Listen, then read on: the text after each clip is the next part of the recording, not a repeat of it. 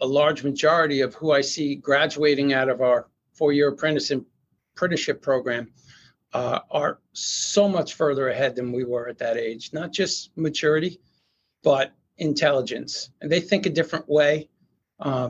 They think more fundamentals and more where you can go. And I would tell them, hey, keep at it because you're going to replace us very soon. Hello, and welcome to the Elevator Careers Podcast, sponsored by the Allred Group. I am your host, Matt Allred. In this podcast, we talk to the people whose lives and careers are dedicated to the vertical transportation industry to inform and share lessons learned, building upon the foundation of those who have gone before to inspire the next generation of elevator careers. Today, our guest is Mitch Nici, Elevator and Escalator Program Manager for the Washington Metro Area Transit Authority in Washington, D.C., overseeing all elevators and escalators. Mitch started his career as a helper with Flynn Hill Elevator in 1985, and in 1992, Mitch moved to Washington, D.C. and joined WMATA. Mitch has been in the industry 37 years and has really enjoyed his career. He is proud of the trade, and he's proud of what he does. Mitch, welcome to the show. Hey, thanks, Matt. Thank you. I'm excited to be able to talk with you again. It's been a little while, and it's just fun for me to get to know you a little bit better. And so I wanted to start at the beginning. How did you get involved with elevators in the first place? So I think like a lot of people in the industry, when I graduated high school, and this is way back in the day, a lot of my friends, they either went to college, they either knew what they were going to do, they went to college, they took a civil servant's test, or they got into a trade, okay, or joined the service. And I kind of fell into that trade. And the way I got into it is my entire family is either cops or elevator mechanics. And okay, that goes from my brother, my father, to my uncles, and all the way up the line. So you're either one or the other in my family. I happen to fall on the elevator side. And is that something you wanted to do, or did you say, heck no, there's no way I'm going to follow in the family tradition? So it didn't really interest me. I actually really wanted to be a cop, but as time went on, and the city of New York, they opened their test. They didn't have any open tests. I was working for Pepsi-Cola for a little while, mm-hmm, and there was an opportunity at Flynn Hill Elevator for me to be sponsored to start working there as a helper. So that's how I got in the trade. Okay. It started as a very big, at the very bottom, basically, and working your way up. And how long were you there at Flynn Hill? So Flynn Hill till 91, 92. So I served my apprenticeship there. Somewhere around 89, Kone bought us out. Okay. And Kone, I think we might have been one of the first purchases in the United States. They bought Flynn Hill Elevator and Armor Elevator in New York. And it was funny because we just showed up for work one day, and then all of a sudden it was this, we were known as Flynn Hill Cone. Like, you're like, what's that? What's that? Because I didn't even know it was a worldwide company at the time. I had heard of it. But, after that, through 92, Kone, they were pretty good to me. So I enjoyed working there. Mm-hmm. Good. So did you stick around for a while, or was that did you leave shortly thereafter? No, in 93, I left to come down here in Washington, D.C. I don't know, those in the Northeast may remember 91, 92, 93, things were really rough. There was a lot of people on the bench. So there was people far better than me that were on the bench. And there was an opportunity to work in Washington, D.C. With Metro. And I said, okay, well, I had a wife and two little ones at home. I said, I need that paycheck. So I came down here to work, and I worked as a mechanic for a few years. And then I was promoted to supervisor and then to maintenance manager. In 99, I got my QEI, and that was great. Cool. So I learned the inspection side of the house. I learned the capital side of the house, capital replacement. I got involved some project management stuff. And now I oversee the entire elevator escalator department, which is 255 people strong. And so we're pretty big. So I'm happy. I'm proud. Yeah. Do you ever look back and say, man, I wish I'd have been a cop? No, I might have gotten into trouble. That's awesome. No. Who were some of the early mentors that really helped you learn the trade and helped you find your place? It was a trade. So going back, believe it or not, my father actually worked for Flynn Hill. And I know things have changed since then and probably for the better, but he used to show up on jobs that I was troubleshooting. And not to help me, he would just stand there and watch me. And that would scare the crap out of me because it's really weird, right? But I really looked up to him. He I'm sure a lot of people, especially older listeners, probably know who he is, who he was. And so he was the one that always wanted me to become better and better and better. And, as a kid, I wanted to do what I wanted to do. I had trouble listening. I did my own thing. I didn't care what anyone said. So, I matured into what I am now, I hope.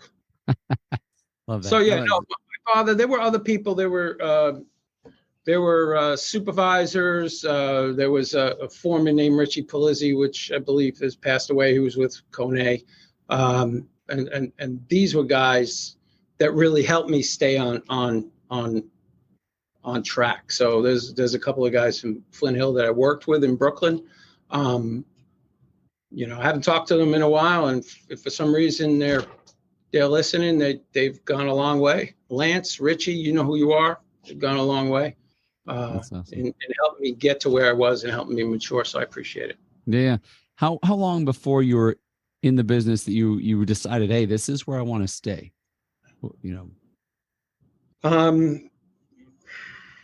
So when I got my first paycheck, that was a help. But when I got in the industry, I was put in the modernization department. So for the first couple of weeks, all I did was coil rope. And man, I used to go, my arms were tired. And I kind of had trouble because the job they put me on downtown in Manhattan, they were like clockwork. And now all of a sudden this green newbie shows up, right? And, it was kind of hard for me to adapt. So I know I seriously considered leaving. As a matter of fact, I think at some point I quit, maybe 6 months into it. But somebody else who worked there, he worked in the repair department, he showed up at my house. He said, wow, this is a good trade. You better make damn sure this is what you want. So I came back. I worked a little longer. They put me in the repair department. I worked with some really good guys over there, and they had time to teach me. And so yeah, that's how I got moving. So it was probably about a year into it or so. Okay. And things started to click. You felt the support. You felt some confidence, maybe, and just okay. I can do this. I can like this. It's kind of what I'm hearing. Yeah, but it helps when you're young as well, because this is very physical, especially the repair groups and the modernization and conversion, I think they call it up there. But it's very physical. Yeah, so. You tell me you don't want to coil rope today? No, but I'll tell you this. So occasionally I'll go out in the field, and this happened not too long ago.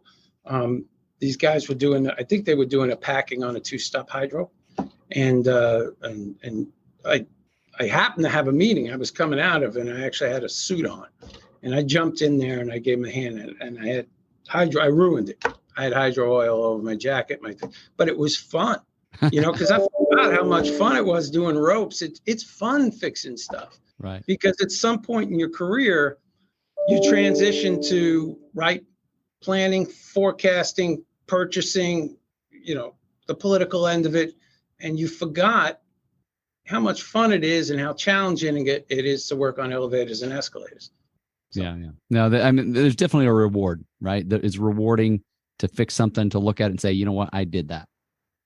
Yeah, and I'll tell you what, I don't know if you've asked this question before, because I'm sorry, I haven't really listened to the podcast, but Oh, good. I don't know of an elevator man or woman today that still doesn't drive down wherever they live and work and point out to their kids, you see that building? I put the elevator in there, or I did this, or I did that.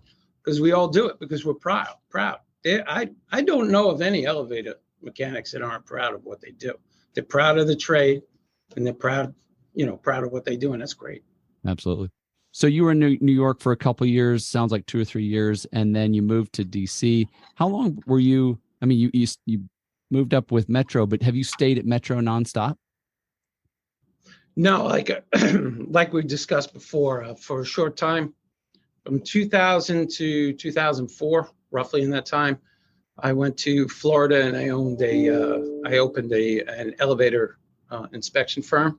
Okay. And prior to that, actually, it morphed into that because I actually started a service company, and that was really rough. Right.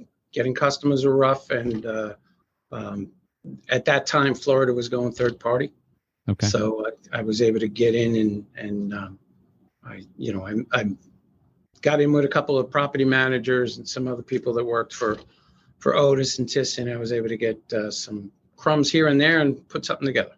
Okay. So about 4 years, and then decided, hey, was that when you came back to Metro then?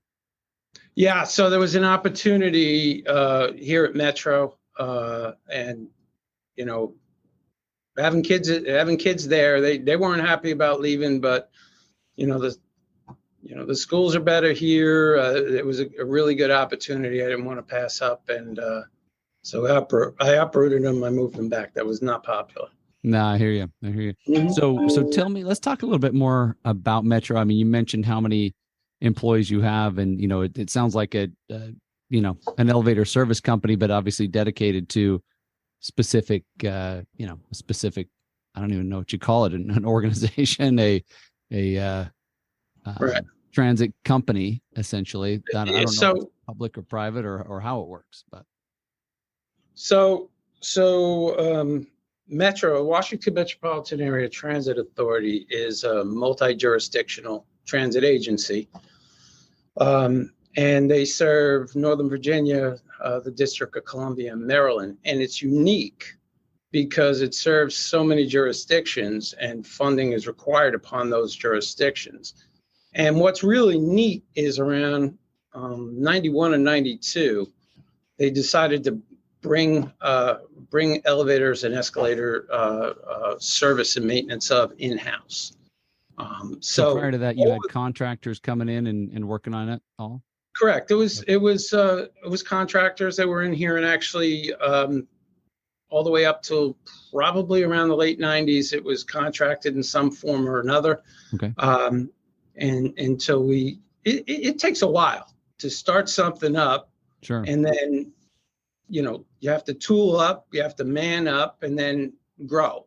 Sure. So it took us quite some time to get to where we are now, but we're 255 strong, and we could use more people. So if helpers or helpers or technicians, go on the website, look it up, and you should be able to find us. We'd be happy to talk to you. Yeah. Do you find that most or a lot of people just don't think of Metro as a place to take your elevator skills? Is that one of the challenges you see? Yeah, I would agree, because when they started back in the early 90s and I was on the bench, I happened to be reading through the newspaper in the classified section back in the day, right? Sure. And I kept seeing this ad for Metro. And I was like, Metro, I'm pretty sure that's a train, right? That's the trains down there in DC. I had no idea that they had that they perform their maintenance in-house. Okay. So I applied and got the job. Yeah, but you normally don't think of a transit agency, but you'd be surprised. So it's not just transit agencies. I mean, I think we're the biggest one in-house because we have over 1,000 pieces of equipment. Wow. But I mean, the federal government, the different arms of the federal government, they're all in-house. There's a lot of colleges that are in-house. So yeah, I think most guys don't think of that. They just think of working for an elevator company, big or small, union or not. And yeah. Well, and it sounds like it's served you well for a long time. You've grown. I think at one point you had mentioned retiring, but you're still there. So I guess that's on hold. They keep paying me, Matt. I mean, give me something good. You keep giving me stuff. So for those that don't know, I'm sure you know, I tell you what, I've talked to Matt on and off for I don't know how many years now, and he's a go-getter, and I know a lot of people in the industry know him, and he calls me and from time to time. But everything you give me is here in DC, so awesome. Find someplace sunny and we'll talk. That's awesome. So as you look at the elevator industry as a whole, I'm just curious, and I know you're kind of in a little different spot than a typical contractor, for example, but what are some of the issues that you see that maybe affect the industry and being able to get the job done? So things I see from my perspective anyway, I think a large part of the problem in the industry today, which I think code is finally starting to address, is the size of people's routes. I've talked to guys who have these 200 plus elevator routes that include 6 escalators, and there's just no way you can do that kind of maintenance, right? I think that's one issue. I think that's slowly starting to be recognized. I know there's some smaller elevator companies now that are concentrating just, more on maintenance. But I think the other thing is somehow, so when I work for Flynn Hill / Cone A and here at Metro, we have our own warehouse and we keep our own parts, our boards and everything we need in stock. And I guess over the years that has morphed into like an Amazon overnight type of thing. Sure. So you may have a supervisor who maybe didn't come from the elevator industry. So he's tasked to try to get this part for a customer, and it may lead to more downtime. And from a customer's perspective, they get frustrated. Sure. So I think those are the two things that really kind of stand out to me. Yeah. No, that's and it's I'm sure it's a big challenge of how much inventory you don't want to keep versus how much can you bring just in time, and then you get some supply chain issues and just in time becomes way too late. So it's true what you said. That's a really good point, because it costs money to keep a belt or a fuse or something on the shelf. It costs money to house that. Sure. But what makes us a little bit different is we don't have that bottom line that elevator companies have for profit. Sure. Our for profit is uptime, right? Okay. Keeping the equipment running, keeping the equipment safe for the public. And that's kind of our uptime. So I think that's the difference. No, absolutely. Yeah. I mean, I would see that if you lose escalator service and you can't get people out of the tunnel very quickly, that's not smiled upon. When do you know how deep some of our stations are? Oh yeah, no, I've been on. Oh yeah, they're pretty deep. Yeah, absolutely. So, what are some of the lessons that you've learned? As you and what would you like to share with our listeners? Some things you've learned over the years that you'd like to pass on. So I think the one thing that stands out is you don't know everything. Every time you think you know something, think twice, because I don't know anyone who knows everything. And I think the people that do are probably in sales. But you don't know everything. You can learn from anybody. I mean, the industry is constantly changing, and there's new technologies out there. And, for some of us old timers, it's kind of hard to accept that new technology until you really see how it works and the engineering behind it. But it's not just that. It's just, I think by listening to people, talking to people, and not assuming you know everything will help you solve some problems that you didn't think of. So I would just say that, we all don't know everything. There's nobody in this industry that does.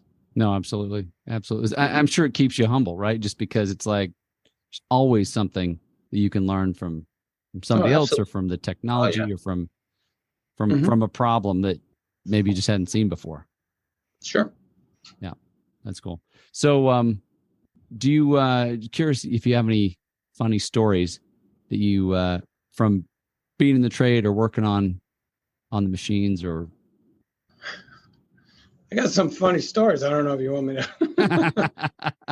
I that's always the problem, right? Is what can I so say? I mean I got there's one clean one I'm sure I could tell. So yeah, I work. There's a lot of guys in the trade that have quite the sense of humor, and I've run across everything from hockey games with electrical tape to you name it on the job. But I think one of the funniest things was we were on top of a glass back elevator, and the car was in service, and we were on top, and it actually was the foreman I was with, and he took $100 bill and he put it on a piece of binding wire, and he put it just over the back of the glass back elevator, and he was watching people go in and out. And we had somebody, you should have heard the conversations.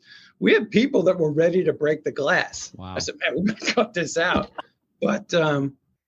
But yeah, I mean, the little funny stories like that. I mean, a lot of guys are they're quite funny. One time, it was around 1990. I went to a building on Madison Avenue that had just been refurbished. All the floors were refurbished. I believe radio station WPLJ was in there. I was on top of the car doing some work, and I get off. I stop the car, I get off of the third floor, and I walk to the end of the hall. I go downstairs, I get my car, I don't think nothing of it, get my ticket signed and leave. I get home, I get a call from the service manager, and he is screaming at me that I'm going to pay for a carpet. And I said, well, what are you talking about? The car top was full of grease. I didn't realize that. It was a little dark. I didn't realize that it was on my feet, and I tore up an entire 30, 40 foot of brand new carpet. So long story short, they were going to make me pay for it. And the last second, they said, I'll have to make it up some other way. They didn't dock my pay for that. But yeah, it's a hard lesson to learn there. Yeah. So Mitch, what advice would you give to somebody who's just starting out brand new in this industry? So what I will say is I have met an awful lot of very talented young people just coming into this trade. I love to crack on Gen Z about everything, but I will tell you a large majority of who I see graduating out of our 4-year apprenticeship program are so much further ahead than we were at that age, not just maturity, but intelligence. And they think a different way. They think more fundamentals and more where you can go. And I would tell them, hey, keep at it, because you're going to replace us very soon. I guess the last question I want to ask you is, what do you love most about the elevator industry? So I think one of the things I love most about the industry is that this is really, I mean, like I had said previously, this trade has been unbelievable to me. It put a roof over my head, put food on the table for my kids. I was able to send my kids to college. I was able to do, everything else that somebody who graduated high school with no skills could do.